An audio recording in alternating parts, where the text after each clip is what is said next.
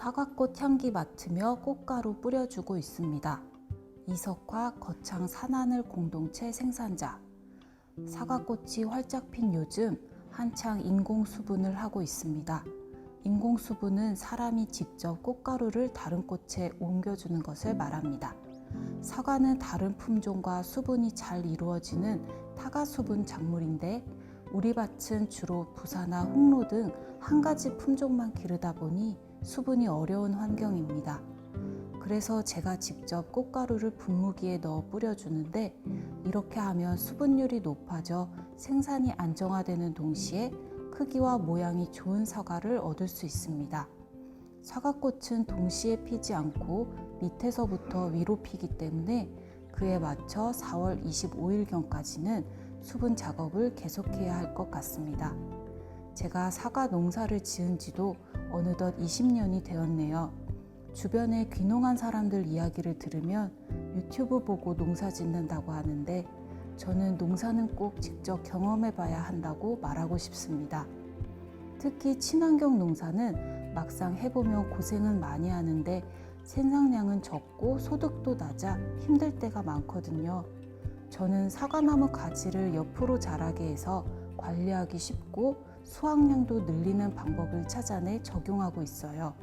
이렇게 서로의 노하우를 공유하고 배우면서 같이 잘 되면 좋겠습니다. 복숭아 꽃따기 하며 참여 인증으로 기릅니다. 백인구 충주 공동체 생산자. 4월은 특히나 복숭아 꽃이 아름다운 때입니다. 하지만 알찬 열매를 얻기 위해 예쁘게 핀 꽃들을 따줘야 하는 때이기도 하죠. 꽃마다 열매가 다 달리면 복숭아가 작고 품질이 좋지 않아지기에 부지런히 작업하고 있습니다. 저를 비롯한 우리 공동체는 참여 인증으로 복숭아를 기르고 있습니다. 이전에 저농약 인증에 맞게 농사 지을 때는 국립농산물품질관리원에서 한번 다녀가고 영농일지 잘 쓰면 됐거든요. 그런데 참여 인증은 공동체 단위로 집집마다 자주 관리를 하는 데다가 다른 공동체나 자주 점검단이 와서 필집 점검도 하니 전보다 훨씬 더 까다롭지요. 하지만 그러기에 관행농사를 기른 것보다 훨씬 건강한 복숭아라는 자부심이 있습니다. 특히 관행농사는 내일 수확한데도 오늘 농약을 치는 경우가 있는데 그런 걸 보면 암만 복숭아에 봉지를 씌워놨다 해도 같은 농부인 저도 먹기가 꺼려지거든요. 이런 게 한살림 농사의 가장 큰 차이점인 것 같습니다. 첫물 복숭아는 6월 말이면 나올 겁니다. 늘 날씨가 변덕을 부릴까봐 걱정이지요. 수확 때까지 이상기후 없이 무탈이 잘 크도록 응원해주세요. 생산자님과 함께 봄나물 캐던 날, 한살림 서울 둔촌 매장 조합원 도농 교류 활동. 둔촌 매장에서 온 봄나물 캐기 참가자 모집 문자를 보고는 어릴 적 엄마 따라다니며 찔레순 먹고 나물 캐던 봄날이 떠올라 신청했습니다. 3월 30일 아침 일찍 모여 체온을 재고 소독을 꼼꼼히 마친 후 소수의 인원이 차에 올랐습니다. 1시간 30분 남짓 지나 아산연합회 송악지회에 도착했습니다. 안복규 생산자님과 반갑게 인사를 나눈 후 나물 캐러 논길로 향했어요. 아는 만큼 보인다고 제 눈에는 쑥 말고는 모두 자풀인 것만 같은데 생산자님은 어쩜 그리 잘 아실까요? 이건 냉이고 이건 달래예요. 여기 쓴바귀가 있네요. 이건 고들빼기고요. 하며 척척 안내해 주셨습니다. 모두 한살림에서 공급받아 먹어본 것들인데 들판에 난 것을 보니 23년차 주부인데도 영 모르겠더라고요. 나물 캐는 재미에 허리와 종아리가 저릴 즈음 점심시간이 되었습니다. 생산자님이 정성껏 기른 유기농 채소들로 차린 귀한 밥상을 대접받았습니다. 감사한 마음에 조심스레 한 입 먹었는데 감탄사가 절로 날 만큼 맛있었죠. 점심을 먹고 난 후 생산자님과 간담회를 가졌습니다. 한살림 안에서 생산자와 소비자가 어떤 관계를 맺고 책임을 가져야 하는지, 유기농사를 통한 마을과의 협력과 이를 바탕으로 한 농촌의 미래까지 뜻깊은 이야기를 들을 수 있었습니다. 이리 확고한 철학과 자부심을 갖고 농사짓는 생산자님들이 있기에 건강하고 맛있는 채소들을 만날 수 있구나라고 새삼 느꼈습니다. 집으로 돌아와 생산지에서 캐온 냉이, 쑥, 돌미나리 등을 다듬고 있는 저에게 남편이 오늘 정말 즐거웠나 보네 합니다. 제가 계속 미소 짓고 있었대요. 쑥국을 끓이는데 그 향이 얼마나 좋던지요. 글 사진 안순의 한살림 서울 조합원. 여기도 한살림 물품을 이용하는 전국 각지의 소상공인 조합원 가게를 찾아가는 꼭지입니다. 수제 이유식 전문점 아기숟가락. 우리 아이에게 먹이던 그대로 만듭니다.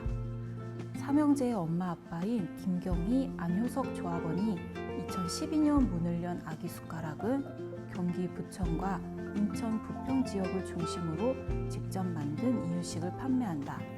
아기숟가락은 현재 채소, 두부, 잡곡 등 식재료의 70% 이상을 한살림 물품으로 쓰고 그 외 재료도 무농약 사양을 사용한다고 한다.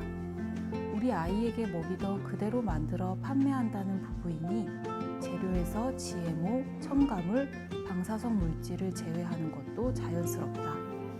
한살림 물품이 다른 친환경 물품에 비해 비싸다고는 생각하지 않아요. 오히려 비슷한 가격에 품질이 더 좋고 양도 많거든요. 다만 기후나 수급 상황 변화에 따라 물품을 일정하게 공급받지 못하는 것이 어려움이라고. 사업자 조합원 제도가 있어서 우리같이 한살림 재료를 쓰는 소상공인이 필요한 물품을 좀 더 안정적으로 공급받고 가격이나 혜택도 있으면 좋겠어요. 안효석 조합원의 말이다. 아기숟가락의 또 다른 특징은 맞춤조리. 공장형 이유식이 아니다 보니 알레르기 등 특이사항이 있는 아이에게 맞춰 이유식을 만들어줄 수 있다. 환자식도 개별 조리에 배송한다. 건강한 재료로 간을 최소화한 음식이기 때문에 참는 사람이 제법 있다고. 또 다양한 용량으로 필요한 만큼만 구입할 수 있게 하고 기본적으로는 플라스틱 용기에 담아 배송하지만 개인 용기를 가져오도록 권유하며 일회용기 사용을 줄이려고 노력한다. 한살림을 이용하면서 제철 음식, GMO, 토박이 씨앗 등에 대해 알게 됐다는 김경희 조합원은 한살림 서울 식생활교육센터 활동가로도 일하고 있다. 특기를 살려 이유식 수업을 주로 한다는 그는 내가 한살림 활동에 도움이 되는 것도 좋지만 같이 일하는 동료들에게 배우는 게 많다며 고마움을 표했다. 먹을거리에 대한 관심을 토대로 가족이 함께 텃밭 농사도 짓는다고. 아이가 세상에서 처음 접하는 음식을 만든다는 것에 책임감을 느낀다는 부분은 아이들이 우리 음식을 먹고 건강하게 크는 게 가장 큰 바람이라고 말한다. 모든 아이가 건강한 재료로 정성껏 만든 음식을 먹으며 잘 자랐으면 하는 마음에 지역의 한부모 가정 지원도 꾸준히 하고 있다. 좋은 재료와 좋은 생각 때문인지 현재 아기숟가락은 전국의 20여 개 지점으로 늘어났다. 식재료 구입과 조리 기준이 본점과 동일하니 믿고 이용해 달라는 당부도 잊지 않았다. 아이를 먼저 키운 부모의 마음으로 힘든 육아를 돕는 아기숟가락. 첫 마음을 잊지 않고 앞으로도 계속해서 많은 사람에게 도움이 되길 기대해 본다.